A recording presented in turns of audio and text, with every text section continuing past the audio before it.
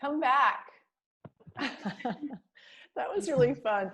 That was like, it was kind of awesome on Zoom because I love that I couldn't see you and then you'd come back and then everybody started using props and hats and stuff. It was really fun. And I needed the laugh. It was really, really lovely. Any thoughts, feedback you'd like to give each other? I just want to know how many hats Nathan owns. Nathan is like the king of props. Wigs included. I only own the one wig, but I can go ahead and pull out all my hats if you want. Yes, I want to see all these hats. Yeah. It was fun every time you would come back with a new hat. It really made me. Great. There was a lot of really great work here. Ellie, I loved the sniffs. I talked to a lot of you about nonverbals and exploring nonverbals, and some of you did that so successfully. The sniffs on that first character, that was a really nice, addition to that. I need my glasses. David, I loved that monologue. I loved your old lady monologue. It was really good. Like we talked in our session about how you were having trouble with the old people's voice. And I told you to go listen to some old people, and it really sounded authentic and specific. So nice job on that. I really loved that monologue. I saw that you said in the chat, it's like no fair. I did like a really sad one and everyone did funny ones, but I love that you did that. And in fact, I usually say, and I forgot this time, to say, don't feel like everything has to be funny. So it was great that you did that. I loved it. I loved the real estate agent from hell, Trevor. It was, really funny and cool. It's just a funny monologue, but it was actually a really subtle, really sophisticated vocal characterization because I've never heard you talk like that before. And it was very specific and very real. So I really, really liked that. Sullivan, you're from Boston, right? No. God, that you do that just so well, of course. Is that the way, like, does your family talk like that, or? No, but I love I don't know if y'all have seen the SNL Dunkin' Donuts. Oh. Yeah, but that's my inspiration. I love that. I love that so much. Yeah. All of your accents were really good. All of your characters were really good. The word choice of Dookie. I mean, I don't know if you got that from SNL, but it's just so specific. It really is a really good example of how word choice can contribute to a vocal characterization just so much. Let's see. Also, David, that boss not hiring you at the company, that's also very subtle, very different than your own voice. Really, you did a really nice work on this project, David. Meg is the queen of the British accent. Rachel Chin, Raised Velam Award. She gets the Raised Velam Award for her alien voice. And a great Florida accent, and I loved that monologue. Thank you. I loved all of your writing. It was so fun and so like unexpected and fresh. I just really enjoyed it. Let's see. Your second voice, Abby. What was it again? It was like a brother talking to his younger brother. Right. That was like, I wrote down that was like very subtle, but very different from the way you speak, which was really good, I thought. Nathan, your Shakespearean accent was great. It really made me laugh. And Nathan, you're just a nut. And I'm so happy you took this class. You have just contributed so much. And you've given me lots of stories to tell.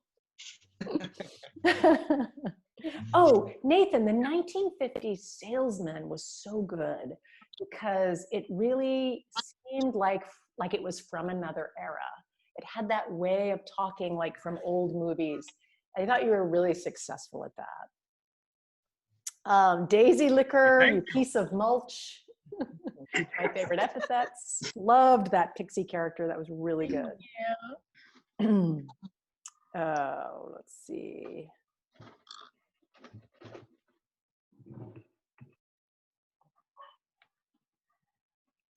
Oh, so Hope and other Rwanda people, how did Trevor do with his African accent? I think he did great. I did Thumbs too. up. Yeah. The Gary the Goblin's raspy voice, Maddie, that was very different than your own voice. And we talked about making it more of giving it more fantasy character. That was great. Okay. This is what I loved, Haley. The way you elongated the O's. That was, yeah. That was really different. It's like giving your character, like picking a vowel or consonant that they just do differently for some reason and applying it really consistently like you did, just totally creates a whole new character. And it's just funny. Thank you. That was really brilliant. Great idea. And Maddie, God, your Aussie accent's good. I love it when you say gar. It really makes me laugh. Great. Molly, your fairy it really like improved in fairiness, I felt. Oh, and such a convincing old lady too. I really like that butterfly monologue. Thank you. I often feel like an old lady. So I saw people change in pitch, people used pitch, someone used volume. I think you, Rachel Bone, one of your major differences for that witch was that she just spoke really loud, which is really like a specific thing. So you were someone who really used volume to create a character. Oh, Meg, that teenage character, so different, so weird to see you do that. And you did it really well, because I know that's just so not you, like both in the way she spoke was so like her speech was kind of slurry, almost like she was like a little drunk or something. And that was a great choice to make her, to take away some of her linguistic detail.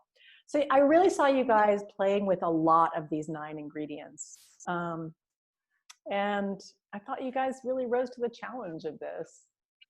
Any thoughts or reflections, final reflections on character voices? You guys feel like you're gonna like play around with character voices more in your life? I feel like before we did this project, like before we all sat down and did this, I was so nervous to do it because I was like, I'm gonna look so weird and everyone's gonna seem normal, and then everyone was like weird and like committed to it, so it was really fun. Yeah. Oh, I've guys. often found myself speaking in like weird voices from time to time, so I feel like I can use this exercise now to go further. Yeah, and it's great go ahead, Ellie. Yeah, I can really finally solidify the voice that I have for my dog when I speak to her. Back and forth conversations. That's really nice. I have a total voice for my dog. Oh my God. And me and my daughter will make the dog talk. Like we can do it for hours just to make him talk, just like follow him around and say what he's saying. Like that's one of my favorite pastimes, especially in quarantine. Make the dog talk. But also it gives you insight just on the incredible different ways people express themselves, the incredible variety. It's just overwhelming. All the different things people can express with their voice and the ways that they go about doing it. And you can really play around with this for a long time and for your whole life, maybe, like me. So thanks for ending this class on such a high note. And I just want to say again, thank you for being you guys truly were an exceptional class. And I'm just so grateful to you guys. Thanks for taking the class and for being such a great class. Such nice people and working so hard and so talented and smart. Especially having to go through this whole thing. I feel, really lucky I got to do it with you guys. You guys really just hung in there with this whole thing. People are always asking me like, how's the online teaching going? And I was like, well, my classes, especially this one class, they're so great. They still interact with each other. They still talk to each other. They're like, and that's great. because I think a lot of people have experienced with their classes that their students are just kind of fading out, you know, because it's so easy to do that.